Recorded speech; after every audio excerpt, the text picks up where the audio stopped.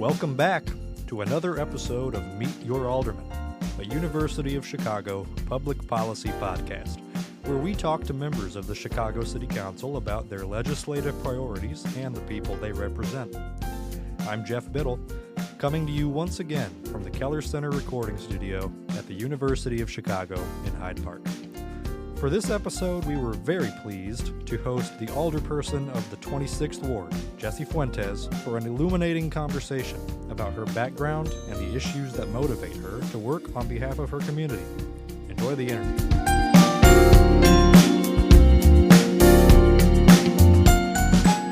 All right, we are honored to have with us here today Alderperson Jessie Fuentes of the 26th Ward.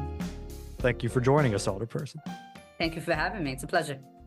So jumping right into our questions for you, why did you originally decide to run for the position of Alderperson?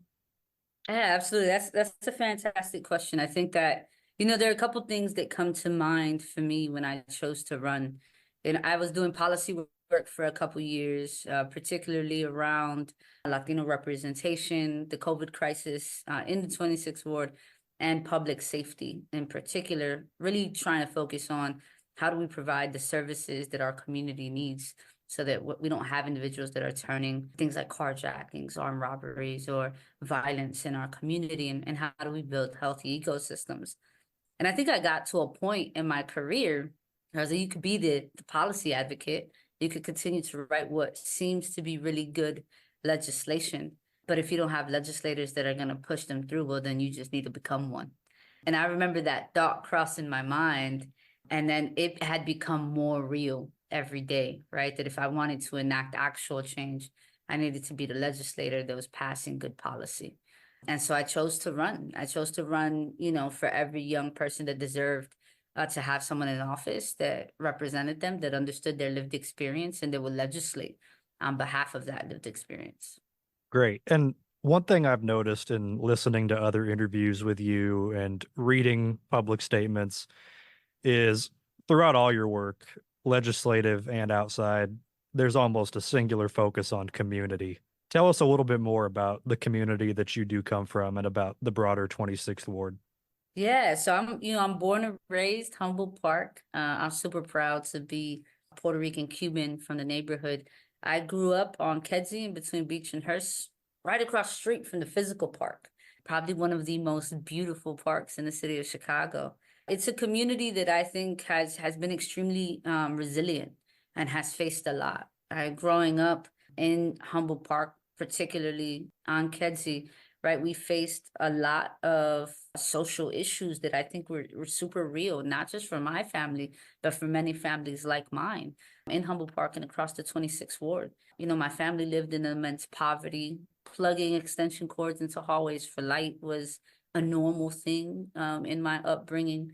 Witnessing drug addiction and gang violence was very much embedded in my day-to-day in growing up in my community.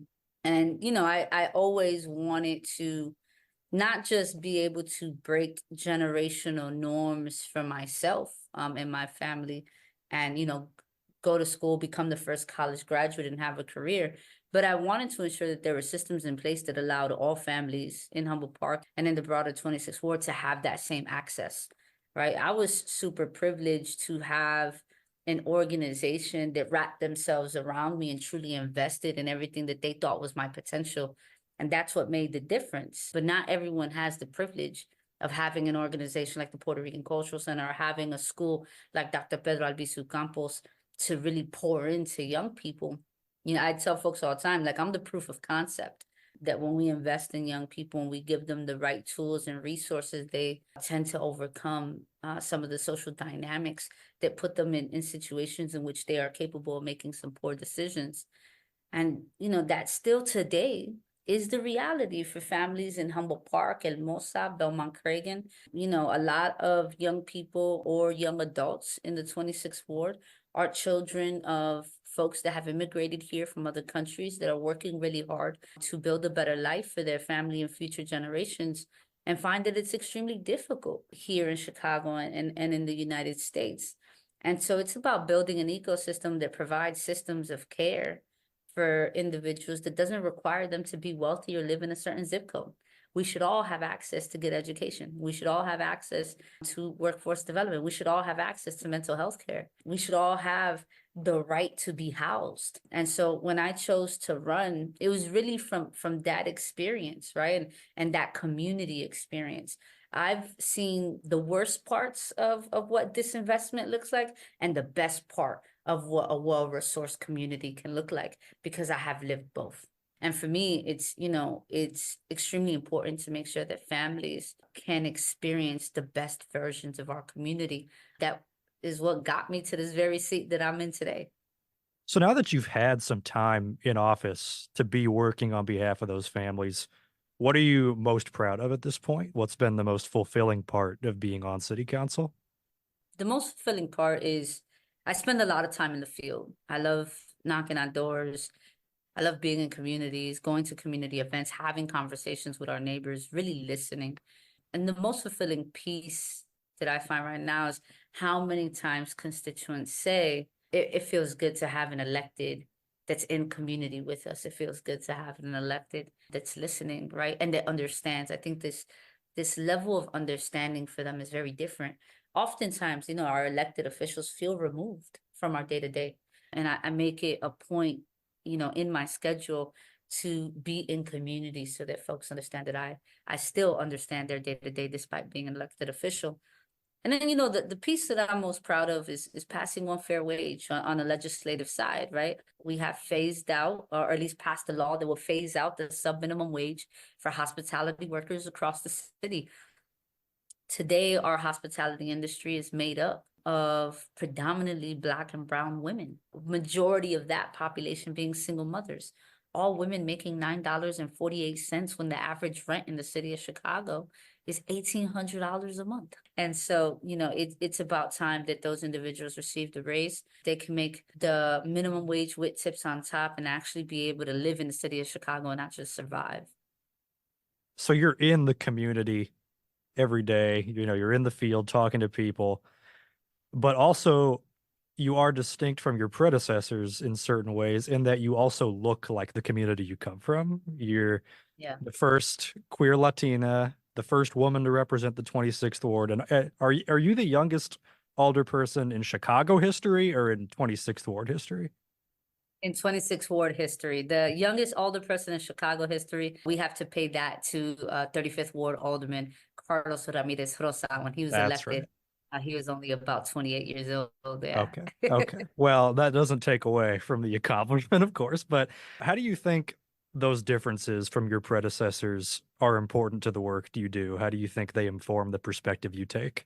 So there's a lot of my lived experience that I bring to the table, being a daughter of parents that were addicted, being an individual who has a juvenile record and an early adult record. I was a young person that was also expelled from a Chicago public school in a moment in which zero tolerance policies were a form of practice in our educational system. And then there's this very grassroots organizing policy experience that I bring to the table. A lot of elected officials come from a very different sector of work, right? They usually come from bodies like Chicago Police Department, Chicago Fire, or their attorneys, or former lobbyists, or individuals that become elected with the idea that they'll retire being a lobbyist, right? And I come from this very heavy organizing background. I understand what it means to move the needle on things that are extremely difficult. One of my first political projects in the 26th ward was an anti-gentrification campaign called Humboldt Park No Se Vende, fighting for affordable housing, fighting for the ability for families to be able to afford to live in the community that they grew up in. I wasn't this wonk at the top of an agency looking at affordable housing top down. Like, I've lived it, I've organized around it, we've achieved it. And now I get to legislate with that experience, right, in mind, because I know what it means to pass legislation that doesn't truly make a dent in the day to day. And so I think in that sense, right, my experiences make me particularly unique for this position, but also very different than my predecessor, right? My predecessor was a psychologist, a real estate broker. He grew up extremely wealthy. Now we're both Puerto Rican. He was born and raised on the island. I think culturally we share some of the same practices, but in terms of our lived experiences, we couldn't be more opposite. And I'm also a masculine presenting lesbian. And I think that, to navigate our community, to navigate religion and homophobia is something I've had to deal with for most of my life. And learning how to create communities of acceptance and tolerance has been what I've had to do to survive. And so I remember, campaigning, and I remember a lot of our folks struggling with their tensions between religion, but knowing that they wanted to vote for someone that gets it. And I remember having difficult conversations, particularly with our Catholic elders, to say, I understand the belief system that religion, gives you, and how it informs your day to day. But I ask you to think about all the work that we can do, because I am from here. These are my lived experiences. And I remember having elders, say, I voted for you and I don't regret a bit of it. And these are individuals that go to church Wednesday night, Sunday morning, and they're vowed to life, to Catholicism, and their loyalty to God, but knew that we were in a different moment and in a different political time that called for a different leader. In my election alone, in a three-way race, avoiding a runoff, being the youngest in that race and being the only LGBTQ candidate, I think not only showed our community that we are creating a community that is accepting of everybody, but we're also willing to be led by these individuals. And so it was a historic moment for the 26th ward, and definitely a moment I'll remember for the rest of my life. Another one of the things that comes up top of the search results if you Google you is your policy background. And that's obviously very appealing and relatable for a lot of our listeners coming out of a policy school. So moving in that direction, you mentioned one fair wage. I'm sure you're excited about Bring Chicago Home being on the ballot here in March. But what are some other of your top legislative priorities for the rest of your term? Yeah, this upcoming year, a lot of my legislative priorities are going to focus on housing and public safety. In the 26th ward, the development of the 606 trail, informed gentrification here on the Northwest Side, particularly in Humboldt Park and Logan Square. We are going to be introducing pieces of legislation that put fees associated with deconversions. What we found in gentrifying communities is that we are deconverting 3 to 4 flats that house multiple families to build multi-million-dollar homes that legacy families in this community cannot afford and will never afford. And so we want to make sure that there's legislation in place that protects multi-unit buildings in our community, that protects affordable units. And we also want to be able to extend the pilot for that. And so, right now the deconversion and demolition ordinance is for a very small geographical area. And it was put in place after gentrification had already impacted the community. We're going to begin looking at the future and say, all right, the 606 continues to go more west. The Department of Planning will continue to think about the development of that. How are we going to protect communities from gentrification, particularly at Mosa and Belmont Cragen, where a lot of our Latino families reside? How do we make sure we protect them? And so we're looking at those pieces in particular and protecting those families and those residents. And we're also looking at how do we continue to build affordable housing in the city of Chicago, not just the 26th ward, and make sure that we're streamlining development. Right now, it's extremely difficult to develop in the city of Chicago. There's a lot of bureaucracy and a lot of hoops you got to jump through just to get something built up that communities deserve. And so we want to be pro-development. We want to be pro-affordable development so that we could continue to house families. Obviously, I am working really hard to Bring Chicago Home, and it's important for us to, have a revenue source that makes housing a right in the city of Chicago. We have over 68,000 individuals that are homeless, whether they are street-based homeless, whether they're doubled up, or whether they're living in a shelter system.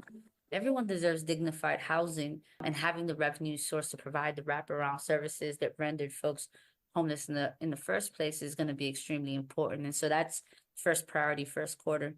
Then the second piece is public safety, and this has everything to do with my lived experience, right? I know what it's like to be a part of the juvenile justice system. I know what it's like to get into trouble, to make poor decisions, because the social conditions in which you grow up in doesn't allow you to make good decisions, right? We have a lot of young people in the city of Chicago that are surviving and making poor decisions because they want to survive. So we are going to be pushing forward the Peace Book Ordinance. It seeks to create a youth commission that really helps us think about what are the solutions that we need to have in place to address violence in the city of Chicago. Look, we got to look at violence, particularly homicides and any violence involving guns, as a health epidemic. If we don't begin looking at this crisis as a health epidemic, we won't put in place the proper solutions to actually resolve for the problem. And so the Peace Book is really about affirming young people and all that they believe to be the things that they need in a real way. We will be paying the Youth Commission the average salary of a Chicago Police Department, because while Chicago police respond to incidents in our community, this commission will be working on the preventative side, and they deserve the same type of financial compensation to build a better and safer Chicago. And it's also going to come with the expansion of youth employment as young people, as peacekeepers, restorative justice practitioners, and interventionists in the streets of the city of Chicago. And so those are going to be some heavy lifts. With everything, you need 26 votes to pass it out of council. So it's about capturing the imagination of my colleagues to see these as important pieces for their wards as well. And another thing that's been in the news nationally recently, but especially in Chicago, are the newly arriving migrants, asylum seekers from various Latin American countries, but especially Venezuela. We felt that in Hyde Park. The rest of the city, I'm sure, has also felt it in many ways, whether it be shelter or accommodations or schooling. And you've been pretty vocal in condemning actors like Texas Governor Greg Abbott, Florida Governor Ron DeSantis for sending these asylum seekers in buses, in planes to cities like Chicago. What do you think the city and the state governments should be doing different to create a more welcoming environment for these new arrivals and ease their transition into life in the city? Absolutely. You know, the first thing I'll say to that is that it is impossible for one municipality to take on the migrant mission in the state of Illinois, right? We are a state of over 1,300 municipalities, and Chicago, being one municipality out of all of those, has had to assume responsibility for the migrant mission. It costs us $1.5 million a day to operate 28 shelters. These are individuals that have migrated from Venezuela, a country that has, over a dozen sanctions on them, many imposed by the United States, that has really crippled the workforce in Venezuela. These families are coming here because they want a better living. They want to produce a future for their children that they can be proud of. It is no different than European migrants, than Asian migrants. Latin American migrants are working to achieve the same as folks that have built this country, that are the very fabric of the city of Chicago. Last year, Chicago welcomed over 30,000 Ukrainians, also asylum seekers, seeking refuge in one of the greatest cities in the world. And they came with federal dollars that truly allowed them to migrate, to settle, and to be able to build a life in the city of Chicago. What we're asking the governors of both Florida and Texas is, one, we need communication when you send the buses so that we can prepare for their arrival. We were having buses dropped off on the side of the highway and letting migrants just get off on a bus with no resources, with no welcoming team. These are individuals who have traveled thousands of miles in many different climate settings, who need the proper support, right, when they arrive. Neither governors wanted to support that request. But more importantly, if we're going to be sending individuals by the hundreds on buses and on planes, and Texas and Florida is going to get FEMA money, then the city of Chicago needs to get federal dollars to welcome families, because we're the city that's actually settling them. And so, it's about building a system that allows for actual co-governance to exist, a sort of relationship that Governor DeSantis and Governor Abbott have refused to be participants in. Now, what the city of Chicago has been able to accomplish is a miracle, because we walked into this term with not $1 allocated by the predecessor for the migrant mission. We allocated $150 million in the 2024 budget, and we know that that's not enough. We know that that's not going to get us through the year. So, the county has stepped up to support, the state has stepped up to support. We're asking our federal government to meet the moment. So before we let you go, I know we're running a little short on time. I do want to ask you just a couple very specific rapid fire questions about the ward.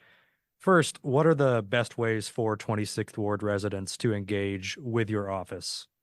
Yeah, absolutely. I have consistent ward nights every Monday from 5 to 7 p.m. It's a way for constituents to come in and really tell me what's happening in the community so that we can have plans and appropriate responses to those things.